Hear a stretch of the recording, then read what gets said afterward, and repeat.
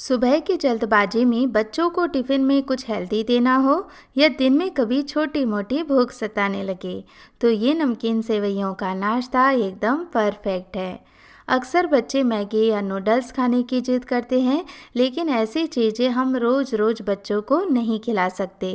तो यदि आप बच्चों को खुश भी रखना चाहते हैं और उन्हें कुछ हेल्दी और टेस्टी खिलाना चाहते हैं तो ये नाश्ता उनके लिए एकदम परफेक्ट है।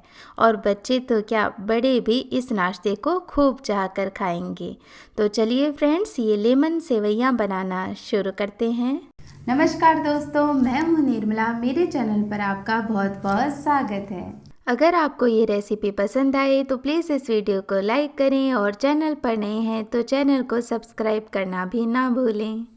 इस हेल्दी और टेस्टी नाश्ते को बनाने के लिए सबसे पहले एक कढ़ाई के अंदर 1 चम्मच घी गरम कर लें। इस घी के अंदर हम सेवइयों को रोस्ट करके लेंगे, तो आप घी का ही इस्तेमाल करें क्योंकि घी में रोस्ट की हुई सेवइयों का टेस्ट ज़्यादा अच्छा आता है। यहाँ पर इस मेजरिंग कप को माप कर मैंने 1 कप सेवइयाँ ली हैं। बिना रोस्ट की हुई सेवइयों का मैं इस्तेमाल कर रही हूँ क्योंकि जब हम ताज़ा रोस्ट करके सेवइयों का इस्तेमाल करते हैं तो उनका टेस्ट ज़्यादा अच्छा आता है। सेवइयाँ होती हैं वो मैदे से नहीं बल्कि सूजी या फिर गेहूं के आटे से बनी होती हैं, तो यहाँ पर मैं सूजी से बनी हुई सेवइयों का इस्तेमाल कर रही हूँ। तो बच्चों को खिलाते समय भी हमें कोई टेंशन नहीं है। तो चलिए, अब घी गर्म हो चुका है तो ये सेवइयाँ घी में डालकर हम लो फ्लेम पर इन्हें 3 से 4 मिनट के लिए रोस्ट कर लेंगे, या जब तक कि इनमें बढ़िया खुशबू आने लगे और इनका कलर हल्का लाल ना हो जाए। तो जैसा कि मैंने बताया, सेवइयों को हम ताज़ा ही रोस्ट करके लेंगे तो टेस्ट ज़्यादा अच्छा आता है। लेकिन यदि आपके पास समय कम रहता है, सुबह में आप ये नाश्ता बना रहे हैं, तो आप रात को घी के अंदर सेवइयों को रोस्ट करके रख दें, तो इससे सुबह के समय आपका समय बच जाएगा। वैसे तो ये बहुत ही लाइट वेट होती हैं और पतली होती हैं, तो घी के अंदर भी इन्हें रोस्ट होने में ज़्यादा समय नहीं लगता है। लगातार चलाते हुए ही इन्हें रोस्ट करें ताकि ये जले भी नहीं और इवनली रोस्ट हो जाए। तो अब आप देख सकते हैं बढ़िया कलर इनका आ गया है और अच्छी खुशबू भी इनमें से आने लगी है। तो अब अच्छी खिली खिली सेवइयाँ बनाने के लिए पानी का मेजरमेंट बहुत ज़रूरी है। तो जिस कप को मापकर हमने सेवइयाँ ली थी उसी कप को मापकर इसमें 2 कप गर्म पानी डालेंगे। तो जितनी हम सेवइयाँ लेंगे उसका 2 गुना हमें पानी डालना है। इसी के साथ स्वाद के अनुसार नमक मैंने यहाँ पर ऐड कर दिया है और अब बढ़िया से मिक्स कर लेते हैं। और अच्छी खिली खिली सेवइयाँ बने, यानी वो ज़्यादा ओवर कुक भी ना हो और कच्ची भी ना रहे, इसके लिए पानी का जैसा मैंने मेज़रमेंट बताया है उसका ध्यान रखें।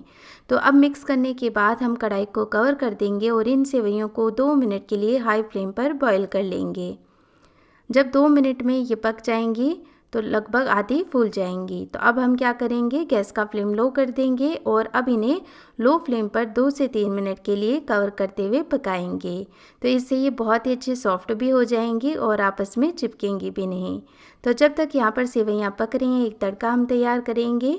इसके लिए एक पैन के अंदर 1 से 2 चम्मच तेल गरम कर लें। अब तेल के गर्म होते ही इसके अंदर 1 छोटी चम्मच राई या फिर सरसों का इस्तेमाल करेंगे। तो यहाँ पर मैं छोटे दाने वाली सरसों का इस्तेमाल कर रही हूँ। सरसों को अच्छे से फूटने देंगे और फिर इसके अंदर डालेंगे 1 चम्मच कच्ची चना दाल, यानी ये भिगोई हुई चना दाल नहीं है, बस ऐसे ही सिंपल सूखी चना दाल मैंने ली है। और इसी तरह से 1 चम्मच ही सूखी उड़द दाल का हम इस्तेमाल करेंगे। 1 साबुत लाल मिर्च डालेंगे और तड़के को कुछ सेकंड के लिए पका लेते हैं। तो यहाँ पर ये तड़का पकाते पकाते मैं भूल ही गई कि मुझे इसमें करी पत्ता भी ऐड करना था। तो यहाँ पर इस स्टेज पर आप करी पत्ते का इस्तेमाल भी ज़रूर से करें। मैं यहाँ पर भूल गई थी तो मैं करी पत्ता बाद में पका करके ऐड कर लूँगी। तो यहाँ पर अब इसमें 2 से 3 चम्मच हम कच्ची मूंगफली डालेंगे। इससे बहुत ही अच्छा क्रंच और टेस्ट मिलता है इस नाश्ते को। और इसी के साथ हम 1 से 2 बारीक कटी हुई हरी मिर्च भी ऐड कर लेते हैं। तो ये ज़्यादा तीखी नहीं होती है तो हरी मिर्च का इस्तेमाल हम ज़्यादा नहीं करेंगे। और 1 इंच अदरक का टुकड़ा मैंने एकदम बारीक काट करके लिया है ताकि खाते समय मुँह में ना आए बड़े टुकड़े, तो टेस्ट भी अच्छा लगेगा। तो यहाँ पर तड़के को हम 1 से 1.5 मिनट के लिए पका लेते हैं, या जब तक कि मूंगफली अच्छी रोस्ट ना हो जाए। यहाँ पर हम बहुत ही बेसिक सा तड़का तैयार कर रहे हैं, लेकिन ये सिंपल सा तड़का भी इस नाश्ते के स्वाद को बहुत ही बढ़ा देता है। तो यहाँ पर मूंगफली को मैंने पूरा रोस्ट नहीं होने दिया है। इस स्टेज पर मैं इसमें 2 चम्मच काजू भी हाफ कट करके डाल रही हूँ। काजू पकने में समय कम लेते हैं, इसलिए मैंने बाद में इस्तेमाल किए हैं। बस अब इस तड़के को 1 मिनट के लिए हम पका लेते हैं, या जब तक कि काजू भी अच्छे से ना पक जाए। तो अब सारा तड़का अच्छे से पक गया है और मैं गैस का फ्लेम ऑफ कर दूंगी। इधर सेवइयों को चेक कर लेंगे। तो ये देखिए कितनी बढ़िया सेवइयाँ फूल करके तैयार हुई हैं और एकदम खिली खिली भी है। सारा पानी इनमें से अब्सॉर्ब हो गया है। अब जो तड़का हमने तैयार किया है, क्योंकि अभी ये गर्म है, तो इसमें 1/4 चम्मच हम हल्दी पाउडर डालकर इसे पका लेते हैं।